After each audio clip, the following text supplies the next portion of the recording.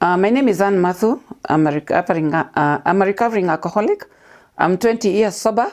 I've been in this campaign against alcohol and drug abuse for 20 years because the moment I left rehab, I decided this is the way to go so that we can give hope to as many people as possible. I know a lot of people who are suffering from substance use disorders or addiction, in short, are people who are least understood by relatives, by the society. So this is a safe space for all of us to have these conversations. Let's continue with where we stopped. And the first question here is at root 9941. How do you deal with having siblings who drink? And like I said, addiction is a brain disease. Support these people, let them seek professional help in treatment facilities. We also have the Nakada helpline 1192. You can also see a counselor. You can also check online and see Alcoholics Anonymous meetings. We also have Narcotics Anonymous meetings. We also have Al-Anon meetings for families who are living with people with substance abuse. So Route 99 you can also join Al-Anon. Al-Anon, you can find it at Anderson Plaza, Nairobi Hospital. Join that one so that you can be able to support your siblings. Because by understanding addiction, it's only by understanding addiction first that you can be able to help a person with substance use disorder. Because actually, if there's anybody who hurts more, is a person living with a substance abuser more than the substance abuser. When the person is high on their drug of choice, the family members are high on the consequences. You pay the hospital bills, you bail them out from prison or police stations, you pay their fines in court and all that. And also deal with their social misfortunes like fighting, kukosana na neighbors, vitu kama hizo. And then also when it comes to health, paying hospital bills. And at times you find a person with multiple health effects. You can have a person with cirrhosis of the liver and at the same time they have pancreatitis. So Amina Nyambura asks me to describe the initial signs that my drinking or your drinking was becoming a problem and how those signs manifested in your daily life. Signs and symptoms, they vary from one person to another. We all have different body chemistries. We are all different, and that's why nobody has an ID that has a duplicate number of the other. That is how unique we are. That is how God created us. And actually, even you can have twins. One is drinking and one is not drinking. So we are going to have another episode on causes, signs, and symptoms so that we can be able to understand better. And so that when you can be able to do early intervention, early identification, so that we can rescue this person before they go into addiction. Another thing we are going to look into is the disease concept of addiction and also the process of addiction. Once you understand the process of addiction, you'll be able to know where you're at or where your sibling is at. David Kamau is asking for specific events or experiences ultimately led me to seek help for alcohol use, and how did you find the right support system to assist on your journey in recovery? I said before when I was telling my story that it got to a time where addiction is the most misunderstood disease. It's where everybody sees like it's a moral failure, which is not. It's actually a primary progressive chronic brain disease that can be fatal if left untreated. And that is why we said we are going to have a whole topic on that, on a different platform for us to understand. Otherwise, if we do not understand addiction, we cannot be able to help our significant others. And another thing that led me to actually seek help is when I lost relationships with everybody, including myself. I lost my relationship with my children, with my mom, and everybody else around me, because the moment you lose your job, you lose your friends. And the only friends that you make are friends who are in your drinking group. For example, when I was drinking Changa, now my friends were in the Changa dance. When I was drinking Captain Morgan and Myers Ram, my friends were drinking the same. Because we were in the same category, we could understand one another. So when you go down the drain, that's where you make your friends. And that's how I learned how to speak Sheng. So at 60, we are just a few people who can speak Sheng. But I don't like speaking it a lot because everything keeps on coming. Every other drug has a new name. For example, I used to say my last drink was jet fuel, mandege. Now I understand it's called Langas. If you check your Langas. That's the new name. And it sounds cool, but it's one of the deadliest alcoholic drinks you can ever take. If at all, it is an alcoholic drink, because I tend to believe it's something else, not alcohol. Because actually there's somebody else who was saying that if you drink Langas, you can black out even for 3 days. So I've not seen alcohol that makes a person black out for that long. Pengine ile tulikunywa, because me I blacked out for 1 day after drinking hiyo Langas. Pengine ilikuwa imebatizwa juu cheki na maji. So Peter asked, okay, still on David, how did you find the right support system? AA, Alcoholics Anonymous support group, drug-free networks, and avoiding people and places and things that can lead me back to drinking. For example, you will not find me in a bar at just watching football there. I have a TV in the house, so why should I go to a bar to watch football? Although I'm not a football fan, so if you can go to the bar and not drink, especially if you have a drinking problem, or if you have come from the rehab, I would not advise you to go and watch football in the bar. I would advise you to look for a drug-free network. Then you can go into, identify a friend's house and go and watch football there. Because I understand it's more fun when you watch football when you're many. Apart from when you're watching in the house when you're alone. So pikeni kahawa mingi, chai mingi, juice na matunda. So I actually, my friends, the friends that I go out with, the friends that I socialize with, are people who do not drink. But it doesn't mean that I become antisocial, that when there's a wedding or a party of a friend, of a relative, I will not go because alcohol is being served. The most important thing is to know your triggers. A bottle of alcohol will not trigger me. Somebody else will be triggered by even an advertisement. So that's why I said people are different, and that's why even in treatment facilities, the treatment plan is also individualized. So I cannot use a treatment plan for 10 people. Every individual has their own different treatment plan, because the causes are also different. The genesis of the drug use is, and when I say drug use, alcohol is the #1 most commonly abused drug. The genesis of the drug use, we look at all that. So it's important to join a support group and walk around with drug-free friends. So that's how I've been able to maintain my 20 years in sobriety. Peter Otieno, in the early days of your sobriety, what challenges did you face and what strategies did you employ to overcome them? Can you share any particular moments that tested your resolve? Cravings will be there based on the triggers, and that's why it's very important before you check out of a treatment facility, before you terminate your counseling journey with your counselor, identify your triggers and know how to deal with them when they come. So the triggers were there because, first of all, one of my triggers is anger, and I'm able to deal when I get angry. The first thing I do is to walk away from the stressful situation, call a person in recovery, and usually I call Sanasan, the person who took me to rehab, or a person who will understand me without being judgmental. Because at times you might call a person and say, na hiyo kitu ni kitu ya kukasirisha mtu. So I call a person who, even actually, it's only that my primary counselor died the other day. So I've been in touch with him for the last 20 years. So I would call and say, this is what has angered me. Because what angers me is not what angers you. What might seem silly to you might not seem silly to me. But one thing I don't actually delve on is getting so much emotionally drained by my past.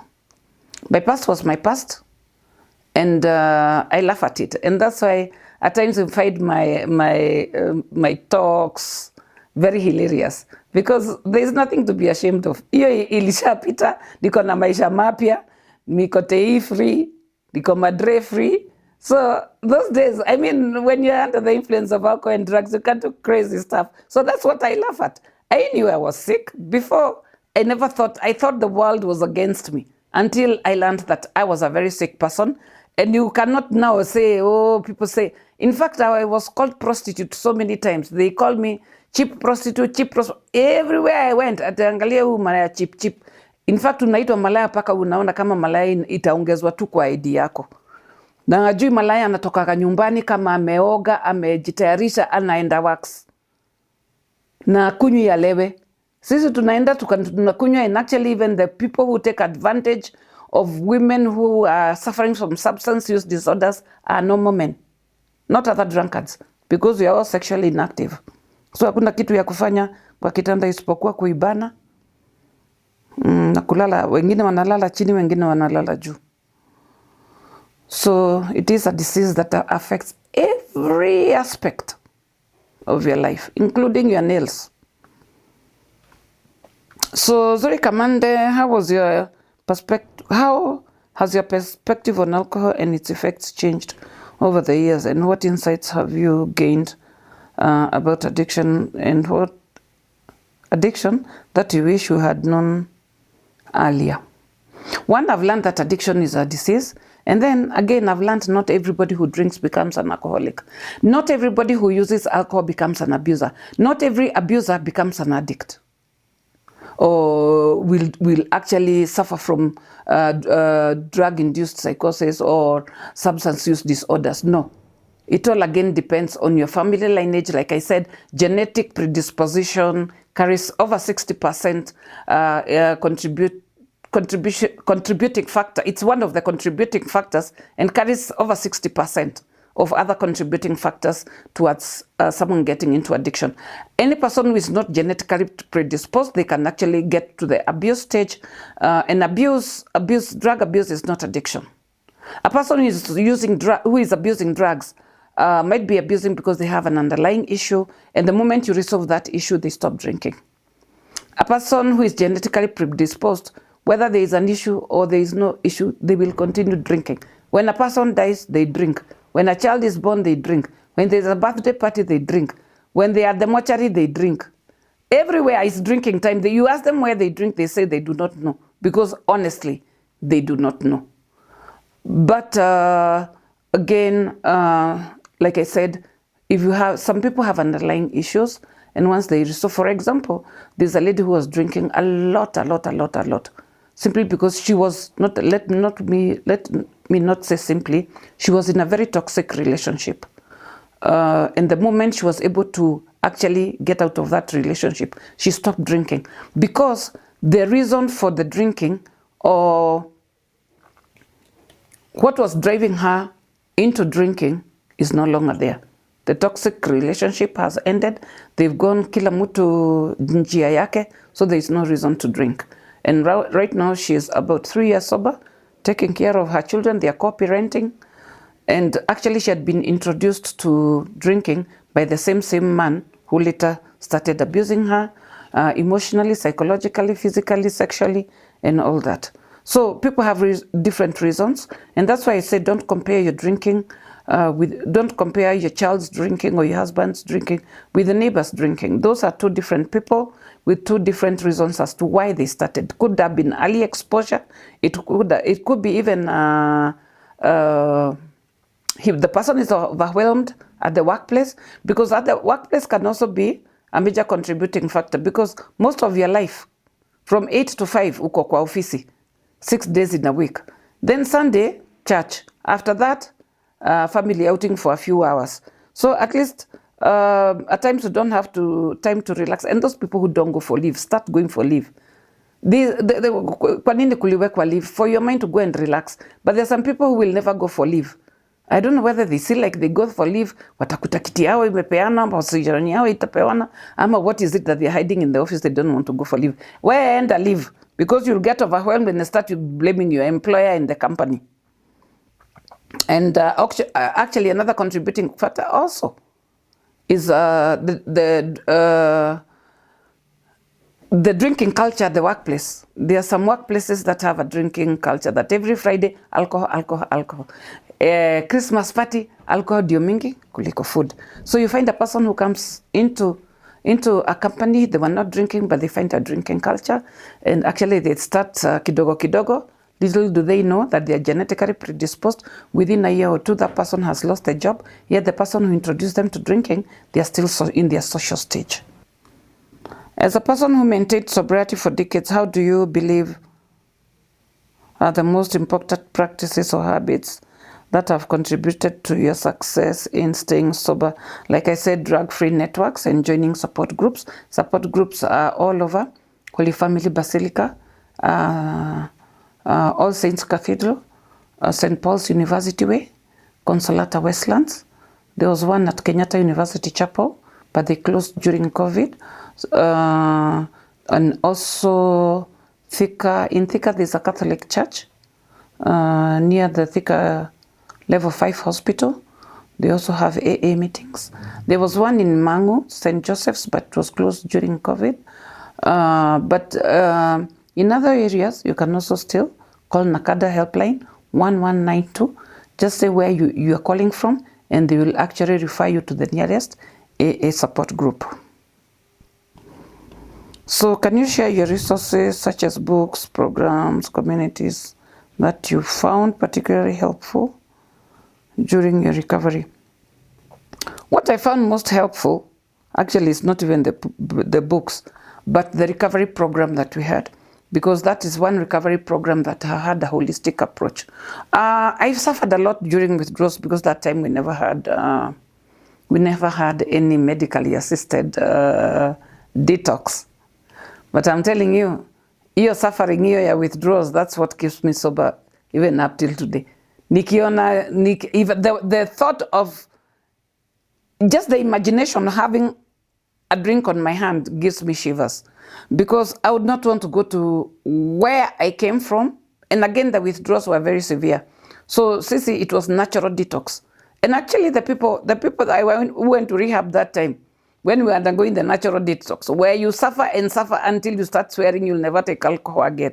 Most of them are sober even up till today. Today, we have a lot of programs that are coming up.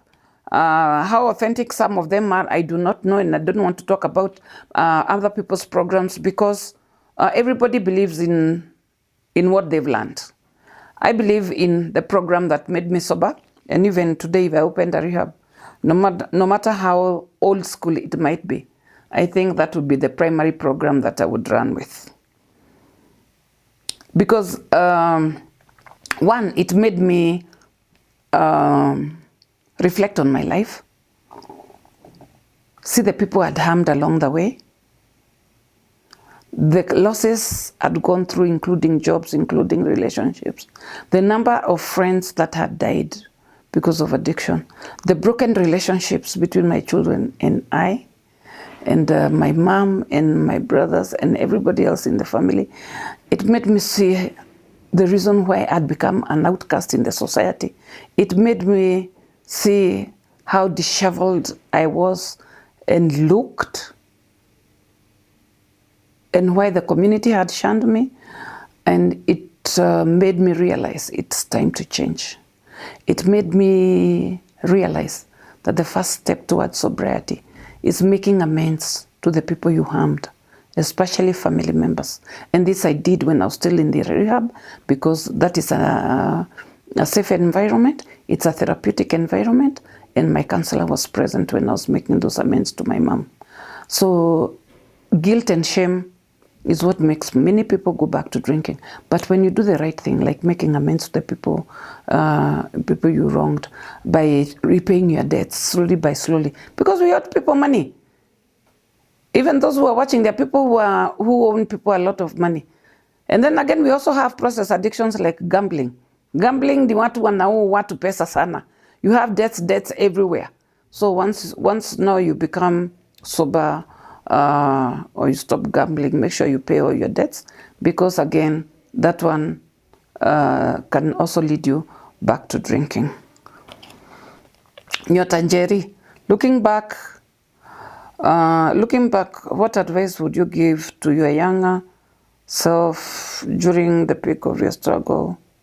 And how do you think the advice might have changed your path? This is one of the reasons that I went public. I went public for people to know that addiction, let me use addiction because substance use disorder is a scientific name, and most of us tunajua addiction. Addiction is an easier word. I said this is a space where we use easy language for people to understand what we are talking about. One of the reasons that I went public is for people to know that addiction is a disease, that it is not some sort of moral failure, that it's not some sort of life that we chose. We chose to drink, but nobody in the entire world ever chooses to become an addict, or ever chooses to become an alcoholic. We find ourselves in situations where we are not able to redeem ourselves. The reason I went public is because when I was in the rehab, I realized we were only 2 women among about 42 men. So the shame was more on the women's side, but addiction cuts across the board, irrespective of your sex, sexual orientation, career, your education background, your wealth, how poor or how rich you are. Irrespective of all that, the rich also are suffering. The poor are suffering. Even we have people in faith-based leaders are also suffering, especially with marijuana. And I'm not talking about all. I'm talking about some. So it cuts across the board. And I said, don't ever say, I can never get to the level Ann Mathu got into. I never chose to go to that level of drinking changa and drinking jet fuel. I found myself in that space where I was not able to redeem myself until a person came and brought up the good in me. And I say, support this person. If you want a person to get better, don't use all those words with less at the end.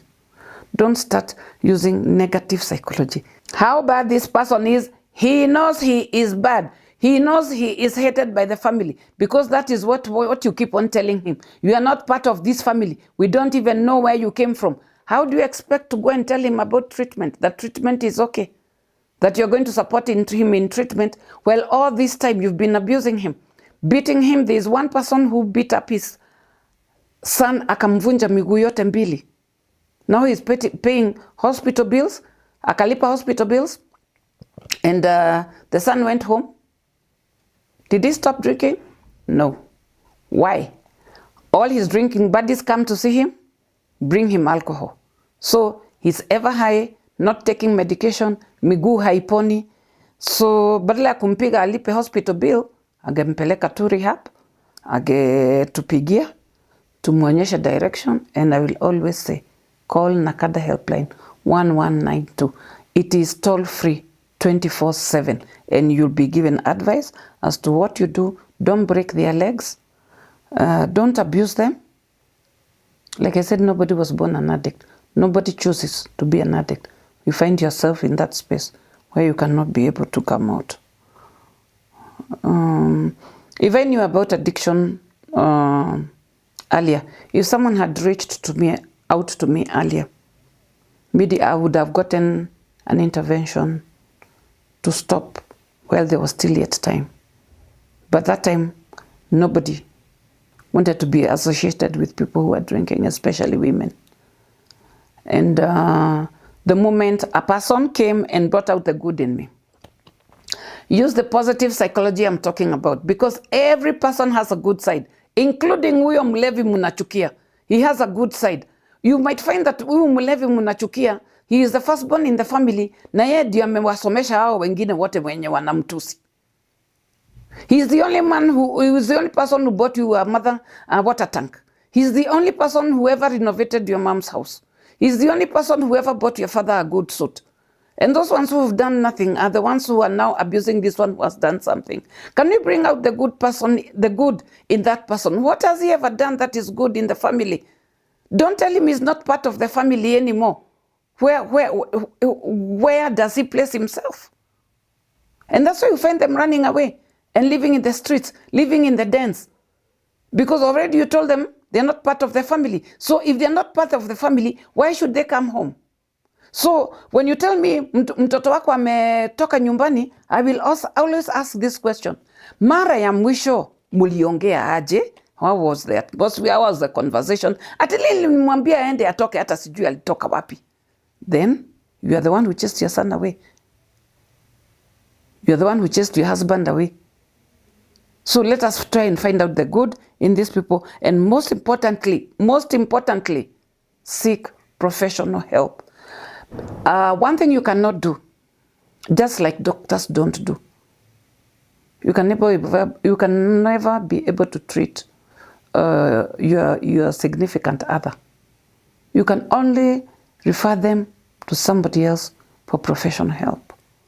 Be good to them, work with them, let them get professional help. Only go there when you've been asked to by the counselor. For example, family therapy, couple counseling, child therapy, during exit planning, during discharge planning, during aftercare planning. Not every day going to find out at how is he doing. Amekula. You know, when he was in the streets, you never know. You knew whether he has eaten or not. I'm telling you, parents can give us a very hard time in the treatment facility. Asubuhi alikunywa chai, na lunch alikula, na sapa unaona kama amekula vizuri. When he was in the streets, how did you ever know? Let the rehab call you if there's a problem. When they don't call you, be happy. That means there's no problem. Karancha Mwenda, how do you handle situations where you are confronted with alcohol and social gatherings? What strategies do you use to stay strong in those moments? I advise people, if you're not strong enough and you have a wedding, for example, your sister's wedding, your brother's wedding, or your parents' anniversary, jubilee, diamond, all those, and maybe there are some people who are drinking wine, this corner, that corner, always carry a person, always invite a person in sobriety to walk with you.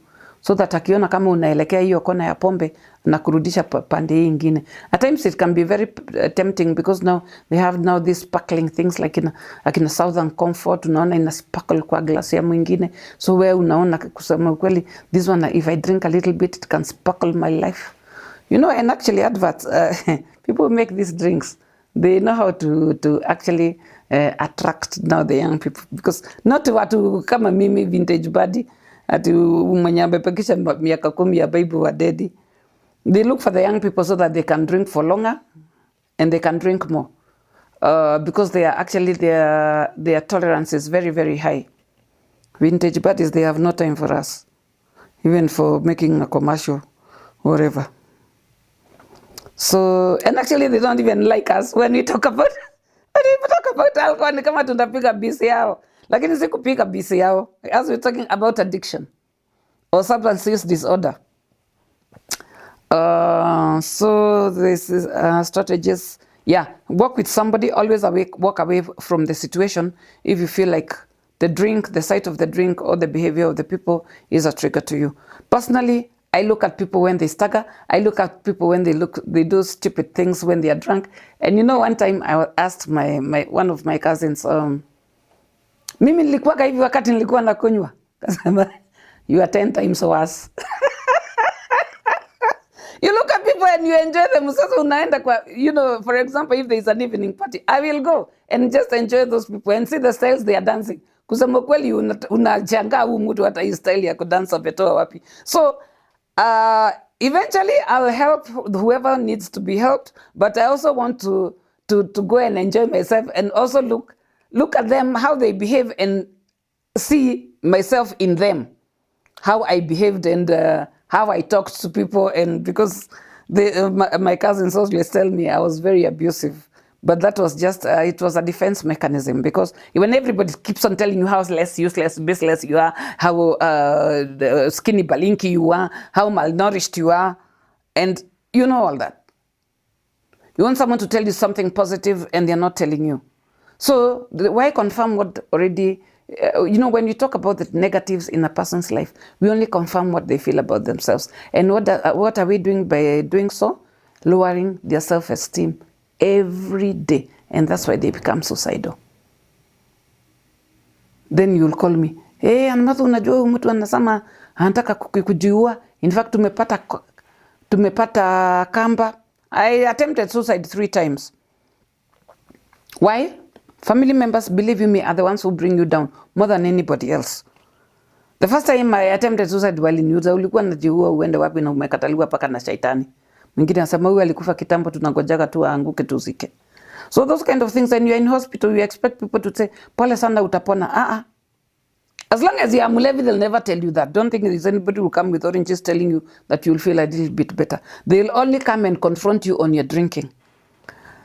And that's why now these days we are having even counselors even in hospitals, especially those people who come for detoxification, alcohol-related complications, talking to them and giving them hope.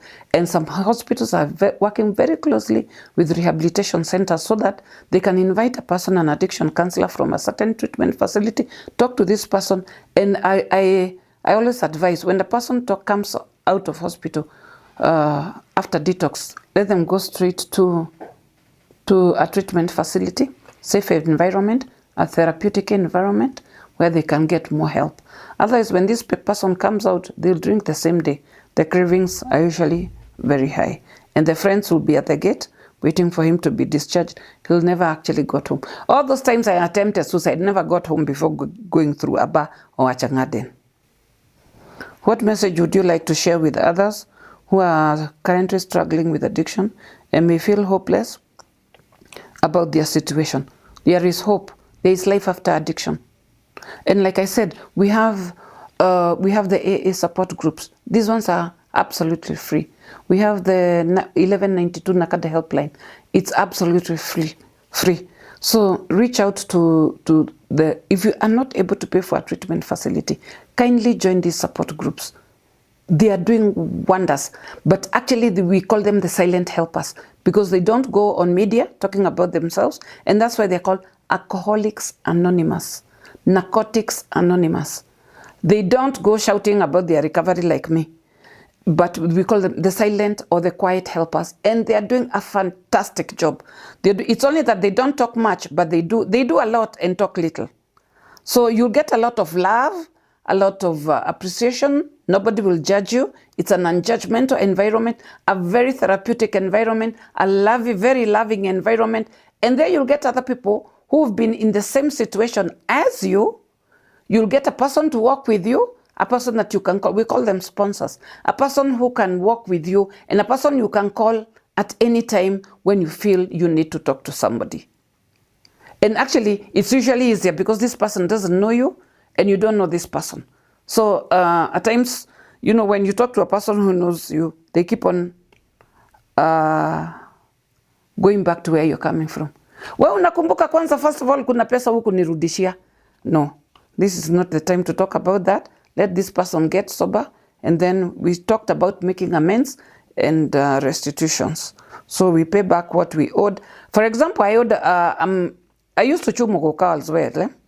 So I owed a Mugoka guy 50 bob. So I didn't want to go to the Mugoka person because one, I was told when I left rehab, I was told that he died.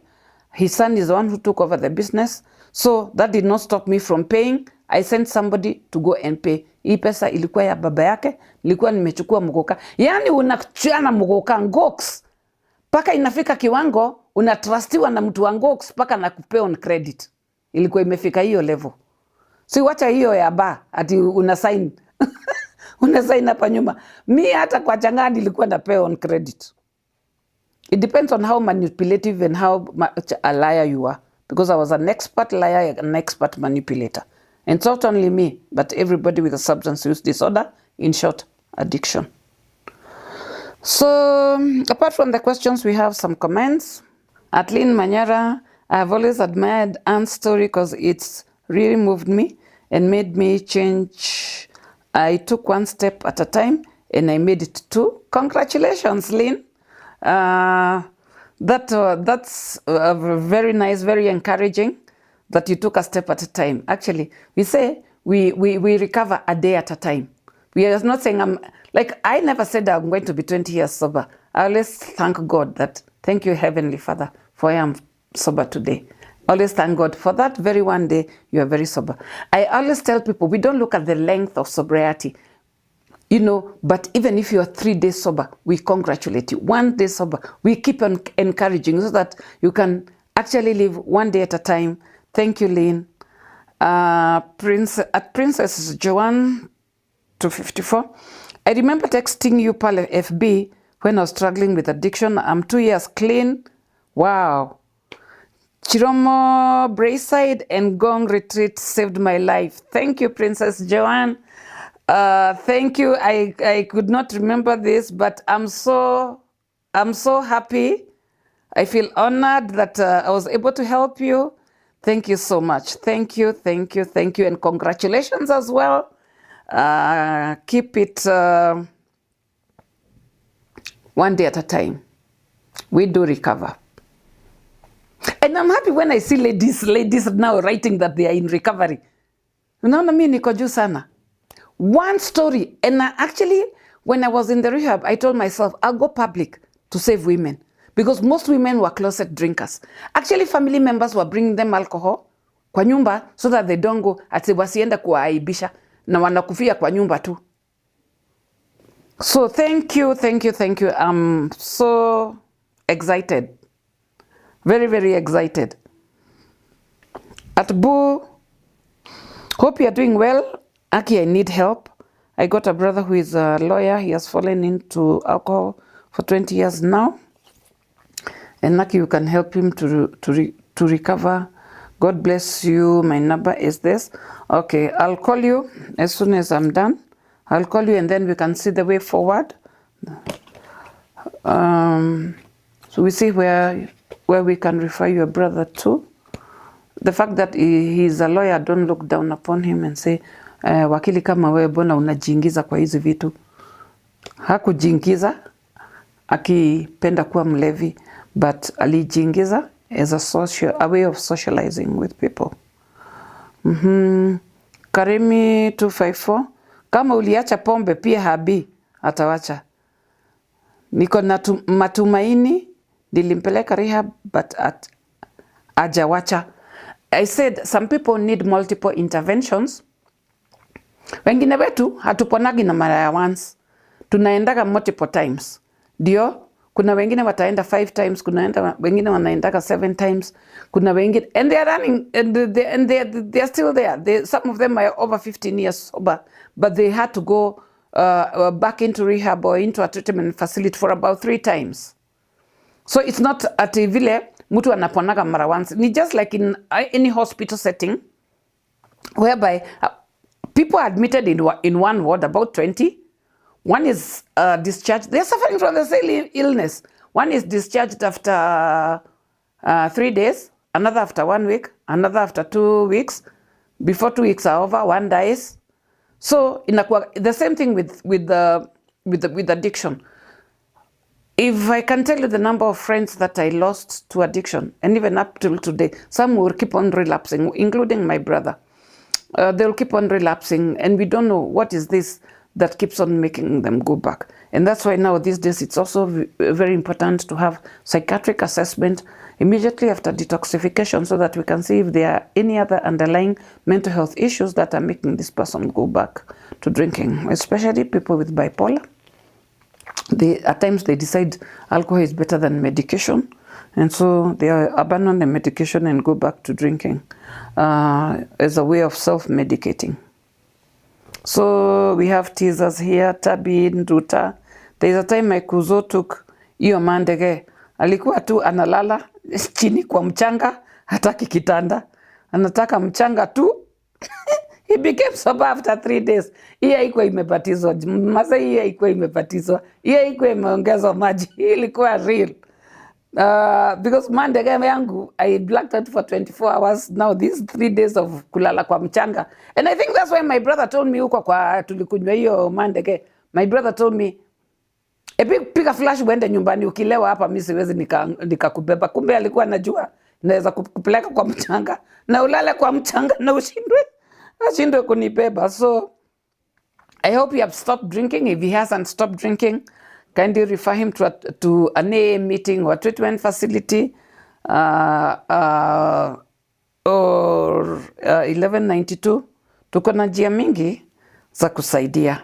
And actually soon and very soon, Nakada will be rolling out the community rehabilitation program, community-based rehabilitation program, where we're taking rehabilitation to the people, because instead of waiting for people to come to us. And that's what I love doing mostly, reaching out to the people. Kama jana nilikuwa Gikambura. For me, any platform is a campaign platform. So I take advantage of every platform. Yesterday there was a crusade at Gikambura. Nikasema tu nipewe dakika 15 niongelesha vijana manende ya tei na madre na nikapewa. So me, every opportunity I see, lazima niombe dakika kadhaa, because that's my passion. That's what I love doing, giving people hope. Because if you don't give people hope, why are we sober? You know, in fact, even where unaweza kukufa, God akuuliza maswali, what did you do with your sobriety? I'll tell him I reached out to so many people, because especially I can see now, since we started talking this about addiction on media platforms, quite a number of people have actually been admitted into treatment facilities. Others are doing outpatient programs. Others have actually joined AA. And I'm very happy. I'm very proud, because they keep on telling me, it's because of you that I am doing this. It's because you gave us hope that we decided to take our son to a treatment facility. And that, you know, that motivates me even to do more. These are some there are some things unajituma. Si lazima ugoje utumwe, unajituma. Because God saved me from addiction to actually use my story to give people hope. Najitumaga mara nyingi sana. We don't look at nitalipwa wapi na ni wapi sitalipwa. Where jitume. God is the only person who can reward you. And God has rewarded me in very many ways. Just by going out, doing these things free of charge, reaching out to people, no, at times even using my own money to take a person to a treatment facility, to pay for their transport to treatment facilities in Mombasa, in where do you call this, Homa Bay. A person wants to go, they don't have shopping, they don't have bus fare, but at least some treatment centers that I won't mention here are very, very good. When I approach them, they actually are able to take clients who are from disadvantaged families, people who've lost everything in life and they are suicidal. Some treatment facilities are doing awesomely by taking these people on pro bono basis. God bless you. The treatment facilities that have reached out to me and say, we can take one person. At times I don't even reach out to them. They reach out to me. And ukiona case mbaya ya mtu hawezi, unaweza kutupelekea. And I've taken quite a number, and I'm glad. May God bless those treatment facilities. So si kila kitu pesa. If we go that way, then we will become like the person who sold Jesus for, ilikuwa 30 cents. Or 3 coins or whatever that amount was. Must have been a lot of money to sell Jesus. And it must be 300 million by today. Akauza Jesus. So ukipenda pesa sana, you might lose the focus as to why God removed me from the dens of Changa, Mandege, Bangi, Muguka, Kuber, all those things. And Mathu, 20 years at you what? That's longer than most of us can keep a New Year's resolution. You're a true champion. Thank you, Pesh.